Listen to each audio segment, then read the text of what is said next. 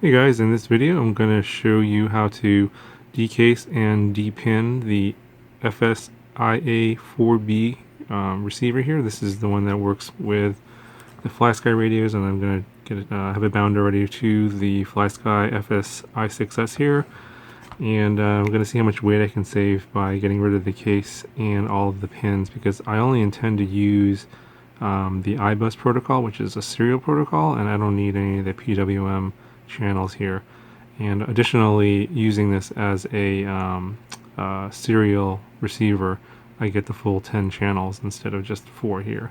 And that's one of the reasons why I got the 4-channel receiver, is that I can use the iBus, and it's a lot smaller, so I could potentially use this in some micro builds. Let's just see what it weighs right now before I take all the stuff off. So here it is with the case and just this single antenna, and it weighs 12 grams. So I'm going to take it apart, and then we're going to pull all the pins out, and we'll see how this looks in terms of weight.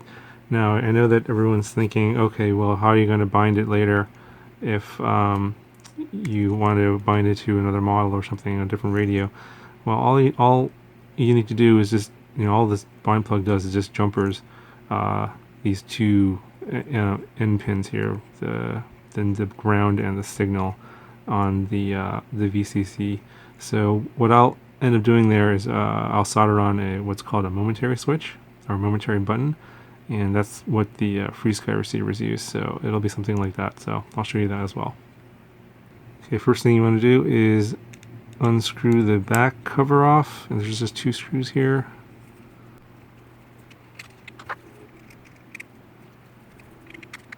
And just comes right off like that, pretty easy. I'll push this through, and we have this grommet here holding on the antenna. You want to be careful not to pull it off too hard. This should come off if you gently pull on it here. It'll just slide right off. And then hold on to the antenna.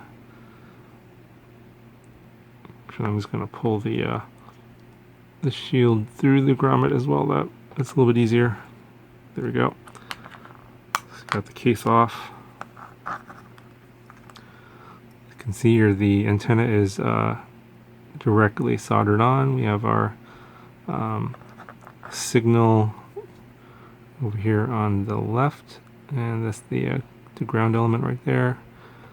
Probably going to add a little hot glue to that just to give it a little extra strength. And otherwise it looks pretty normal.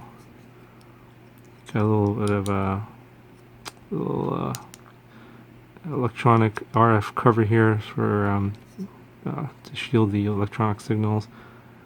I'm not sure if we need that or not. I might take that off to save more weight, but we should remember the order of the pins here. And the one that I'm interested in is the second one from the top, which is servo, and that's the one that's going to be for the iBus connection. And just remember, the ground is on the right and the signal is on the left. And then what I'm going to do is I'm going to remove all of these pins, every single one of them.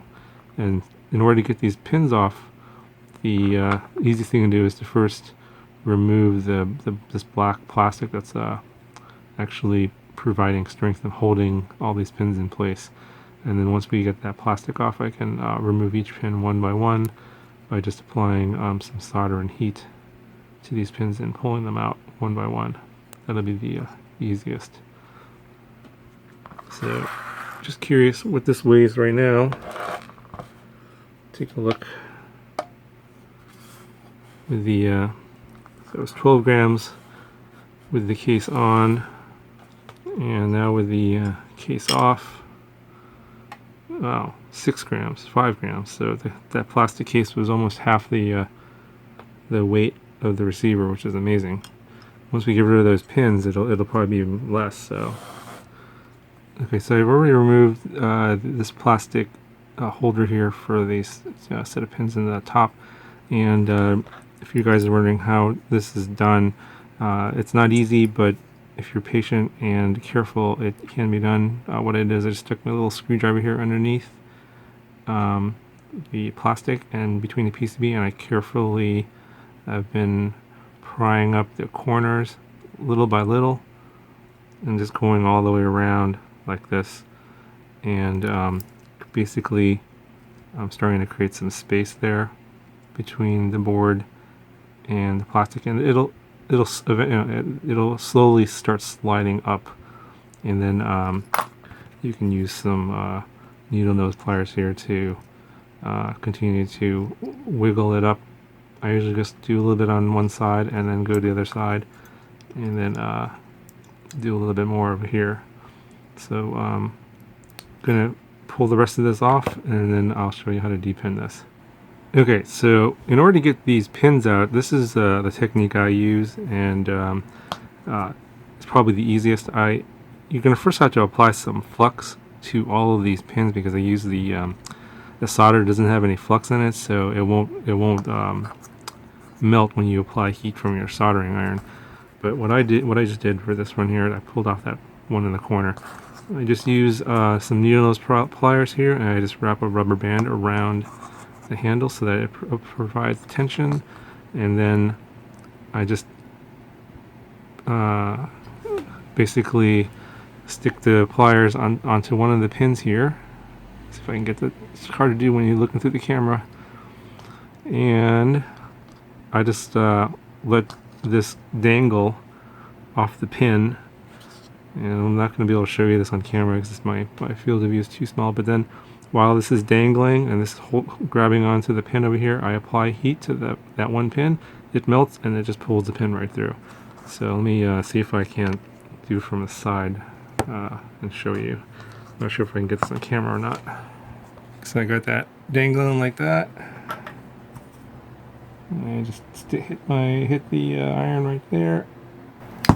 Oh, there it goes. So you gotta keep the iron on there for quite a bit, and it pulled it through. So you just gotta repeat that process for all the pins. Still holding onto the pin. So you got all the pins out. Let's see what this weighs now. 0 our scale. So it comes in at 5 grams. Okay guys, I got the receiver heat shrinked here, and I got my little servo wires soldered in, and I got it on my Naze Rev 6 board here, and it is all working. Go ahead and I'll turn on my transmitter, and plug in my battery. As you can see here, it detected the receiver. It's got a solid light. Now, I wasn't able to put the little bind button on there. I was going to do that on the back side, but then I ended up, in the process of trying to solder it on, I broke it. So I don't have any more of those right now. I have to order some more. So, but as long as it holds the bind to that model, I don't really need it. So I'll just put it on later. So the overall, the receiver isn't as small as I was hoping for after it's been depinned, but it's way smaller than the 10-channel and 6-channel receivers. And for this little micro that I built here, it's just 1/30 size. It should be fine. I'm just gonna use some double-sided foam tape and secure it to the top and fly it around. So that's pretty much it. Let me know if you have any questions in the comment section below, and I'll talk to you guys in the next video.